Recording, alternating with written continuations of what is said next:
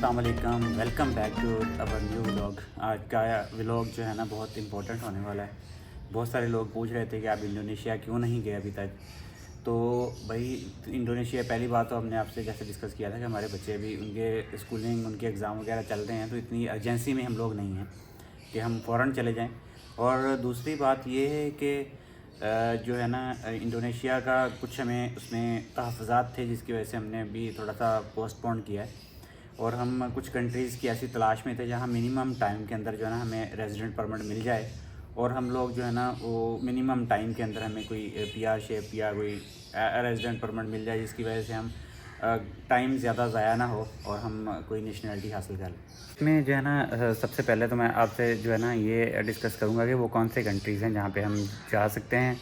पाकिस्तानियों के लिए मुश्किल तो हर जगह, पूरी दुनिया इस वक्त पाकिस्तानियों के लिए कोई भी मुल्क इस वक्त आसान नहीं है। उसकी रीज़न आपको पता ही है, मैं ज़्यादा डिटेल में नहीं जाऊँगा। तो हमने जो इस वक्त जो कंट्री हमने सेलेक्ट किया था ना, जिस पे मैंने वर्किंग की है, मैंने उनसे उनके 3 लॉयर्स के साथ जो है ना डिस्कशन की है, वीडियो कॉन्फ्रेंस टेली कॉन्फ्रेंस उनके साथ डिटेल मेरी 2-3 दिन होती रही हैं। मीटिंग्स को आधा आधा पौने घंटे की उनके साथ जो है ना मेरी डिटेल में वीडियो जो है ना कॉन्फ्रेंस हुई है। और उसके बाद जो चीज़ें आउटकम जो इसका आया ना बाहर, वो मैं सारा 1 बाय 1 आपको बताता हूँ। अभी कंट्री हमने सेलेक्ट किया उसके अंदर सर्बिया, मैं आपको नाम ज़्यादा नहीं करेंगे, लंबा नहीं खींचूँगा मैं ज़्यादा। सर्बिया हमने कंट्री सेलेक्ट किया है। सर्बिया के अंदर जो है ना मैं आपको सारी चीज़ें उसकी डिटेल में बताता हूँ कि क्या क्या चीज़ें। सर्बिया का जो है ना ये एक ऐसा नॉन ईयू कंट्री है, लेकिन है यूरोप के अंदर, यानी कि पार्ट ऑफ यूरोप है। इसकी जो बाउंड्रीज़ हैं आप देखें, इसकी रोमानिया के साथ, स्लोवानिया के साथ और 2-3 कंट्रीज़ के साथ इसकी जो बाउंड्रीज़ हैं मिल रही हैं, सरहदें जो है। लॉक्ड कंट्री है बेसिकली ये। लेकिन इसका जो फ़ायदा है ना, सबसे ज़्यादा फ़ायदा इसका ये है कि ये पूरे कंट्री के अंदर जो है इंग्लिश लैंग्वेज को समझा भी जाता है, और मींस के मोस्टली लोग पढ़े लिखे हैं और इंग्लिश को समझते हैं। गो कि इनकी लैंग्वेज नेशनल लैंग्वेज सर्बियन ही है, लेकिन ये बहुत जल्द जो है ना, जैसे रोमानिया था किसी दौर में जो है ना वो पार्ट ऑफ ईयू नहीं था, यूरोपीय यूनियन का पार्ट नहीं था, लेकिन अभी वो यूरोपीय यूनियन का पार्ट है। तो ऐसे ही सर्बिया जो है ना इस वक्त उसकी इकानमी जितनी ग्रो कर रही है और जिस तरीके से वो जा रहा है, तो वो बहुत जल्द अनकरीब वो यूरोपीय यूनियन का पार्ट बनने वाला है। तो सर्बिया जो है ना वो ऐसा कंट्री है कि जो कि बहुत ही यूरोप के बॉर्डर के ऊपर है, और उसमें जो है ना वो यूरोप के अंदर शामिल होने के बड़े चांसेस हैं। उसमें उसके वीज़े का क्या प्रोसेस है, कितने दिनों में वीज़ा लगेगा और कौन से वीज़े के ऊपर आपको नेशनलिटी मिलेगी, ये सारी चीज़ें जो है ना अभी नेक्स्ट आने वाली वीडियो के अंदर आपको बताऊंगा। अच्छा, जो मेरी जो इन्फॉर्मेशन हुई है ना मेरे पास, मैंने सारी उनके पॉइंट्स लिखे हैं जो की पॉइंट्स हैं। सर्बिया के अंदर जो है ना सर्बिया के अंदर रूल है कि अगर आप इन्वेस्टर वीज़ा पे जाते हैं ना, अगर आप एक कंपनी बनाते हैं, कंपनी फार्मेशन करते हैं, कंपनी फार्मेशन करने के बाद जो है ना आप इंडोनेशिया में ये रूल है कि अगर आप कंपनी बनाते हैं, बिज़नेस मींस के कंपनी कोई भी इन्वेस्टर वीज़ा के ऊपर एक कंपनी बनाते हैं, आप उस कंपनी में बैठ के जॉब नहीं कर सकते। सर्बिया के अंदर आप जो भी कंपनी बनाते हैं ना, कंपनी बना के आप खुद भी उसमें काम कर सकते हैं, और जो आप बिज़नेस करना चाहें कोई, यानी कि उसमें नहीं है कि आप एक कंपनी के अंदर मज़ीद कंपनियां बना सकते हैं, और जो बिज़नेस भी करना चाहें आप कर सकते हैं। ये इसमें फैसिलिटेशन है एज़ कम्पेयर टू इंडोनेशिया। तो इसमें जो है ना आपने जो कंपनी बनानी है, इन्वेस्टर वीज़ा के ऊपर आपने कंपनी बनानी है, आपने इन्वेस्टमेंट आपने जितनी मर्ज़ी करें, उसमें कोई लिमिट नहीं है। लेकिन जो मेरी ऑफ द लाइन जो 2-3 एजेंट से बात होने के बाद जो मुझे फाइनल पता चला ना, वो कहते हैं कि अगर आप 10,000 यूरोज़ जो है ना उस कंपनी के अंदर इंजेक्ट करके काम करेंगे, तो आपका बहुत ज़्यादा चांस है, अच्छा चांस है कि आपको हो सकता है 6 मंथ के बाद ही पीआर मिल जाए। पहले वो टेम्परेरी रेजिडेंट परमिट मिलता है, टीआरपी उसको कहते हैं। टेम्परेरी रेजिडेंट परमिट जो है ना वो 6 महीने के बाद आपका कन्वर्ट हो जाता है परमानेंट रेजिडेंस के अंदर, अगर आप उसको कंपनी प्रॉपर फॉर्मेट करके। अच्छा, कंपनी फार्मेशन का क्या प्रोसीजर है, कंपनी फार्मेशन का जो पूरे डॉक्यूमेंट्स हैं ना वो मैं आपको दिखाता हूँ। उसके अंदर जो है ना उसका जो डॉक्यूमेंट है मेरे पास, उसकी PDF फाइल है उसकी, तो जो उसने मुझे एजेंट ने भेजी है, तो मैं आपको एग्जैक्ट उसका जो है ना बताता हूँ कि उसने मुझे क्या भेजा था। अच्छा, इसकी जो है ना इसकी जो सेटिंग अप LLC कंपनी इन सर्बिया, उसकी जो कॉस्ट है ना, और उसके अंदर बैंक अकाउंट भी खोलना है। Bank account Pakistani, Indian, Bangladeshi जो हमारे साउथ एशिया के लोग हैं ना, इनका बेसिकली वो सर्बियन एजेंट ने मुझे बताया कि इनकी जो है ना क्रिटिकलिटी है, इनका सक्सेस रेट जो है ना 50-60% जो है ना होता है, बाकी 30-40% वीज़ा रिजेक्ट होने के चांसेस होते हैं। उसकी रीज़न ये है कि पाकिस्तानी, इंडियन, बांग्लादेशी ये लोग वहाँ सर्बिया में जाते हैं, और सर्बिया में जाने के बाद वहाँ से फ़ौरन जो है ना आगे जंप कर जाते हैं, जो ही इनको पासपोर्ट मिलता है आगे जंप कर जाते हैं। तो ये रीज़न है जिसकी वजह से इनका सक्सेस बैंक ओपनिंग जो है ना काफ़ी डिफ़िकल्ट है। तो उसकी जो सेटिंग अप LLC कंपनी और उसके बाद बैंक अकाउंट ओपनिंग जो है ना कंपनी की, मैं चार्जेस बता रहा हूँ अभी वीज़े के, इन्वेस्टर कंपनी वीज़े के, डी वीज़ा उसको कहते हैं, उसके चार्जेस कितने हैं। उसके चार्जेस जो है ना इसके अंदर, अच्छा ये तीनों चीज़ों को मिटा के अटारनी की जो फीस है ना 1100 यूरो है। इसमें 1100 यूरो के अंदर वो आपकी कंपनी LLC कंपनी फार्म करेगा और आपको बैंक अकाउंट खोलने की परमिशन होगी। उसके बाद आपको पता है कि कंपनी का बैंक अकाउंट खुल जाए तो फिर आपके लिए काफ़ी आसानियाँ हो जाती हैं, ठीक है। इसमें सारा कुछ इंस्टीट्यूशन फीस इंक्लूडेड है। टाइम फ्रेम जो है ना इसका 5 से 7 वर्किंग डेज़ हैं इसका जो बैंक अकाउंट खोलने का और वीज़ा अप्लाई करके कंपनी फार्मेशन का, ठीक है। उसके बाद जो डी वीज़ा अप्लाई करते हैं, डी वीज़ा जो है ना, डी वीज़ा एक स्पेसिफिक वीज़ा है जो कि बिज़नेस कैटेगरी में आता है, जो इन्वेस्टर वीज़ा। डी वीज़ा आपका जो लेना है, ठीक है। एंड उसके अंदर अगर आप सेल्फ एम्प्लॉयमेंट लेना चाहते हैं तो 250 यूरो का वीज़ा है, और अगर आप डी वीज़ा के अंदर अगर आप इन्वेस्टर कंपनी वीज़ा बना के किसी और बंदे को रखना चाहते हैं तो 150 यूरो उसकी फ़ीस है, ठीक है। 30 यूरो जो है ना उसकी बैंक फ़ी, और दूसरे ऑनलाइन अगर आपने करना है तो 23 यूरो उसकी फ़ीस है, यानी कि प्लस 250 प्लस 3 मीन्स 300 यूरो यहाँ तक बनता है। और अराउंड 1 महीने के अंदर आपको सारा प्रोसेस जो है ना कंपनी फार्मेशन के बाद ये डी वीज़ा अप्लाई हो के आपको मिल जाता है। 30 डेज़ का टाइम है उसके अंदर। फिर उसके बाद जो यूनिफाइड लाइसेंस है, टेम्परेरी TRP, जो TRP के लिए आप टेम्परेरी रेजिडेंट परमिट जो आपने लेना है, TRP जो लेनी है उसका भी 350 यूरो एम्प्लॉयमेंट का उसका चार्जेस हैं, ठीक है।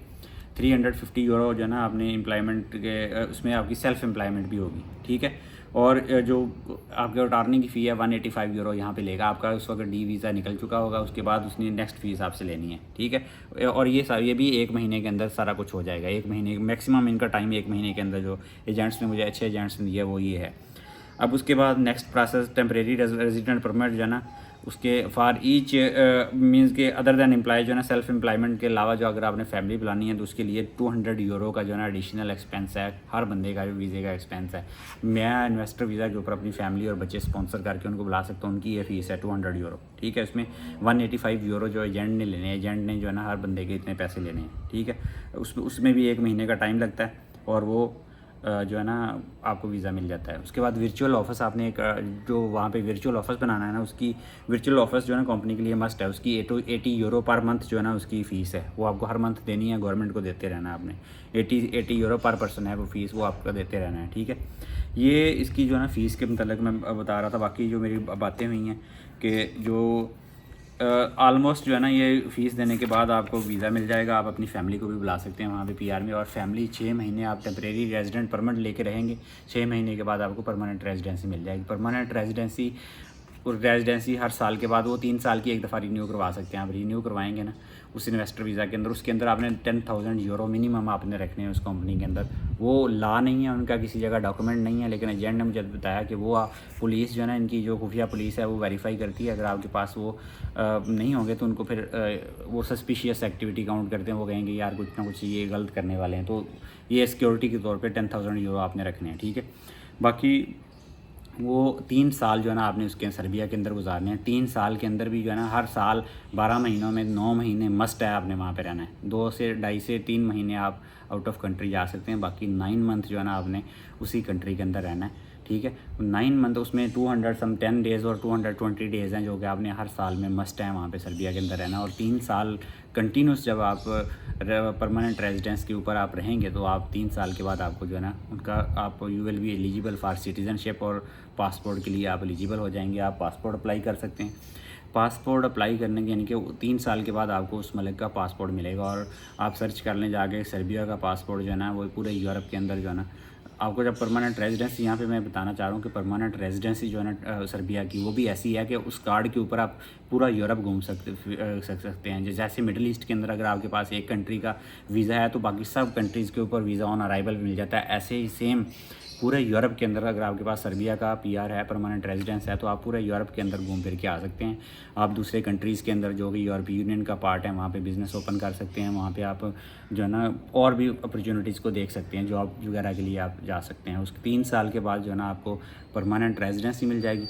परमानेंट मीन्स सॉरी पासपोर्ट मिल जाएगा। पासपोर्ट लेने के बाद आपको पता ही है फिर सर्बिया जो है ना वो नेक्स्ट टू यूरोप है, यानी कि यह यूरोप जो है ना, यूरोप आपके लिए फिर ओपन है। आप सर्बिया के पासपोर्ट की बेस के ऊपर आप किसी भी यूरोप के कंट्रीज़ के अंदर जाकर रह सकते हैं, काम कर सकते हैं एज ए यूरोपीय, मीन्स के जिस तरीके से यूरोपीय यूनियन के लोग जाके जॉब करते हैं इस तरीके से आप जाके जॉब कर सकते हैं, रह सकते हैं। और आपके लिए आप उसके बाद जाके नेक्स्ट स्टेप जो है ना जर्मनी में या इटली में या इस तरह के डेवलप कंट्रीज़ के अंदर जाके फ्रांस के अंदर आप मोबिलाइज हो सकते हैं, क्योंकि हो सकता है उस टाइम तक 3 से 4 साल के टाइम तक जो है ना सर्बिया यूरोपीय यूनियन जो है ना एक्सेप्ट कर ले इसको अपनी EU के अंदर।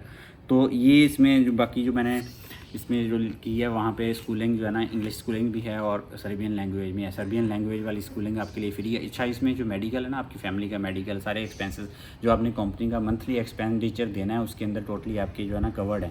आप उनके गवर्नमेंट के हॉस्पिटल के अंदर चल के अपनी फैमिली का इलाज करवा सकते हैं, अपने बच्चों को पढ़ा सकते हैं। सर्बियन लैंग्वेज सीखना मस्ट है अगर आपने सर्बियन स्कूलों में पढ़ाना है।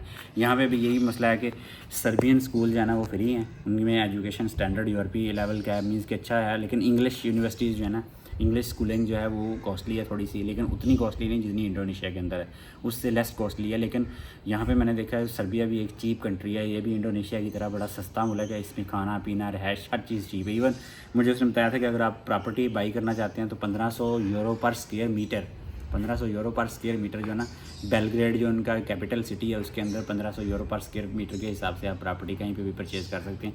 अगर आप गाँव में देहातों में थोड़ा हट के जाते हैं, बेलग्रेड इतना बड़ा सिटी नहीं है और ये कंट्री भी इतना बड़ा नहीं है। अगर आप 15-20 किलोमीटर मेन कैपिटल सिटी से हट के जाएंगे तो ये आधे से भी कम रेट में आपको सारी चीज़ें मिल जाएंगी, ठीक है। बाकी ग्रॉसरी के रेट और सारी चीज़ों के रेट आलमोस्ट इंडोनेशिया की इक्वल ही हैं, ये सेम प्राइसेस हैं इनकी, थोड़ा बहुत 19-20 का फ़र्क है, बाकी सेम प्राइसेस लेवल है इनका। बच्चों की स्कूलिंग का भी इंग्लिश मीडियम भी है वहाँ पे और सर्बियन लैंग्वेज में भी। यहाँ का सबसे जो मुझे फ़ायदा हुआ कि 3 साल के अंदर कोई भी कंट्री आपको पासपोर्ट नहीं देता। सर्बियन एक वाद कंट्री है जो कि 3 साल के अंदर आपको पासपोर्ट देगा इन्वेस्टर वीज़े के ऊपर, ठीक है। जो ही आपको सर्बियन पासपोर्ट मिल जाएगा, सर्बियन पासपोर्ट के ऊपर बहुत सारे जो है ना वीज़ा फ्री कंट्रीज़ हैं स्पेशली यूरोप के, तो ये इसका बेनिफिट है। और बाकी जो है ना अभी मज़ीद तफसीलात जो है ना हमारी जो चल रही हैं इसके अलावा, सिर्फ यहाँ पे मसला ये है कि एक तो रिजेक्शन रेट बहुत ज़्यादा और पाकिस्तानी, इंडियन, बांग्लादेशी, ये तीनों जो एशियन कंट्रीज़ हैं इनकी रिप्यूट यहाँ पे अच्छी नहीं है, क्योंकि वो पुलिस जो है ना वो उनको पता है कि ये लोग आते हैं यहाँ पे स्टे करते हैं और आगे यूरोप निकल जाते हैं, यहाँ पे परमानेंट रहने के लिए लोग नहीं आते। बाकी और कोई ऐसा इशू नहीं है। बच्चों को हमने नीचे बिठाया हुआ, हम छत पे आके बना रहे हैं। तो बेगम का मेरी भी जो है ना कभी दिल करता है कि इंडोनेशिया बेस्ट है। मैंने सर्बिया के भी बहुत सारे हमने व्लॉग्स देखे हैं, लोग जो इंडियन पाकिस्तानी वहाँ पे गए हैं, कुछ स्टडी के ऊपर स्टूडेंट वहाँ पे पढ़ने के लिए भी गए हैं, उनसे भी मेरी बात हुई है। तो वो सब ने कहा कि ये बहुत अच्छा कंट्री है, बहुत अच्छे लोग हैं, यहाँ के भी नाइस लोग हैं, मीन्स के वेदर बहुत अच्छा है। बाकी ये है कि आपको पता है यूरोप के जैसे हालात हैं। बाकी ये एक मुस्लिम कंट्री नहीं है, लेकिन मुस्लिम कंट्रीज़ के हालात आपके सामने ही हैं। तो बाकी ये है कि यहाँ पे सबसे ज़्यादा बेगम से पूछते हैं कि बेगम आपका क्या प्लान है, कि कौन सा अच्छा लगा? मेरा ना प्लान यही है कि मुझे कहीं भी ले जाएं।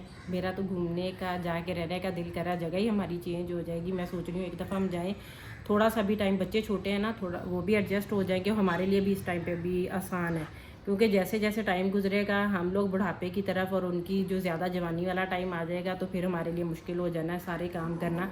तो हम पहले यही सोच रही हूँ कि अगर आपको इंडोनेशिया सिर्फ एक उसका एक बेनिफिट है कि वो इस्लामी मुल्क है, तो वहाँ पे हमें ये पर्दे का किसी चीज़ का इशू नहीं है। बाकी जो नॉन मुस्लिम कंट्रीज़ हैं उनका इसके अलावा मेरे ख्याल में और कोई प्रॉब्लम नहीं है। बाकी तो हलाल फूड वगैरह तो अब हर जगह से ढूंढ ढांड के ही खाते हैं, उसका भी प्रॉब्लम नहीं है। लैंग्वेज भी आपको सीखनी पड़ती है, बेशक आप कहीं पे भी जाएं। हम लोग अब जैसे सऊदीया वगैरह में भी थे तो वहाँ पे हमें कौन सा फिर अरबी आ जाती है बहुत ज़्यादा, या हम भी इसी तरह बातचीत, ये है कि वहाँ पे इंग्लिश जो लोगों को आती है उसका इशू नहीं है। लेकिन सर्बियन लैंग्वेज का एक मसला बन रहा है, वहाँ पे हमें इंडोनेशियन लैंग्वेज का भी यही वाला प्रॉब्लम है और वो समझ नहीं आ रही बच्चे सीख सकेंगे कि नहीं। वरना कंट्रीज़ जो दोनों अब हम देख रहे हैं ना, ये हमें दोनों ही पसंद है जाने के लिहाज से, जो कुछ अभी नज़र आ रहा है कॉस्ट फैक्टर वाइज जहाँ पे अभी बहुत ज़्यादा हमारी पहुँच में है, कहने पहुँच में है हमारे। बाकी ये है कि लोग जो ना वहाँ पे पाकिस्तानियों ने और एशियंस ने वहाँ पे भी जाके डंकियाँ लगा लगा के आगे गए हैं और काफ़ी ज़्यादा प्रॉब्लम्स तो क्रिएट हो चुके हैं वहाँ पे भी। लेकिन ये छुपे हुए कंट्रीज़ हैं और इसका फ़ायदा, इसके अलावा बोस्निया वगैरह, बोस्निया, हर्गोवेनिया, पता नहीं ऐसे कंट्रीज़ हैं, ये सारे ऐसे हैं। लेकिन वहाँ पे 5 साल की शर्त है। ये सर्बिया वाहद कंट्री है जहाँ पे 3 साल के अंदर जो है ना, और इवन कुछ लोगों ने हमें कहा था कि अगर आप जेन्युइनली वहाँ पे जाके कोई बिज़नेस ऑपरेट करते हैं, कोई 10-20 हज़ार यूरो का, 10,000 यूरो का, तो आपको हो सकता है 6 मंथ के बाद भी जो है ना वो परमानेंट रेजिडेंसी और पासपोर्ट के लिए आप एलिजिबल हो जाएँ। लेकिन अभी किसी जो है ना क्या कहते हैं उसको ट्रस्टेड सोर्सेज से इस चीज़ को हमने वेरीफाई नहीं हमें क्या हो सका कि क्या है। लेकिन यहाँ पे जो है ना 3 जो मैंने लॉयर्स हैं उनके साथ बात की है, उनकी आपस की अंडरस्टैंडिंग बातों के अंदर जो है ना उनके अंदर भी यानी कि काफ़ी ज़्यादा जो है ना डिफरेंसेस थे।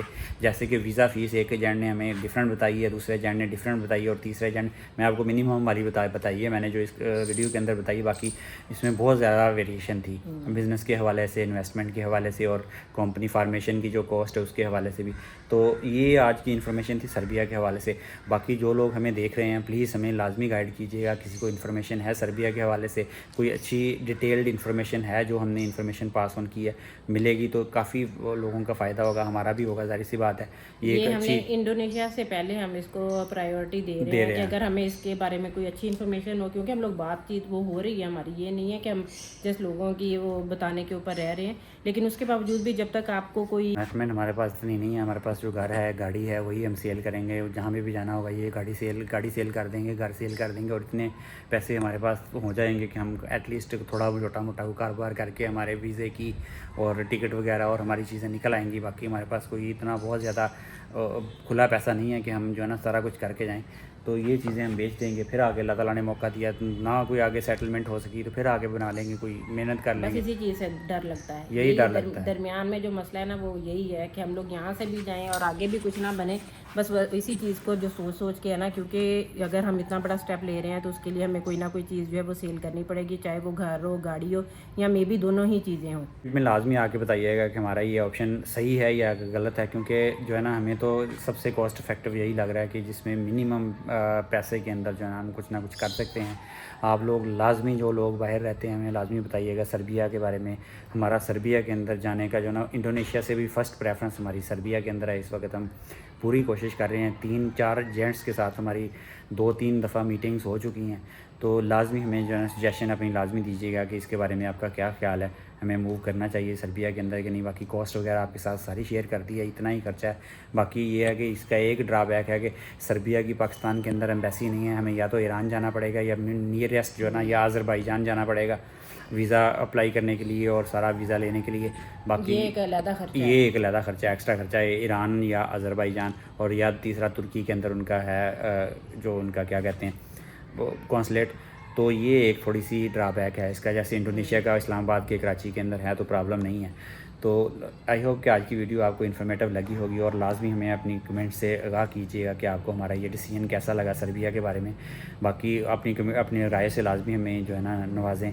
आपसे मुलाकात होगी इंशाल्लाह कल एक नई वीडियो में। तब तक के लिए हमें अपनी दुआओं में याद रखिएगा, अपना और अपनी फैमिली का ढेर सारा ख्याल रखिएगा। अल्लाह हाफ़िज़।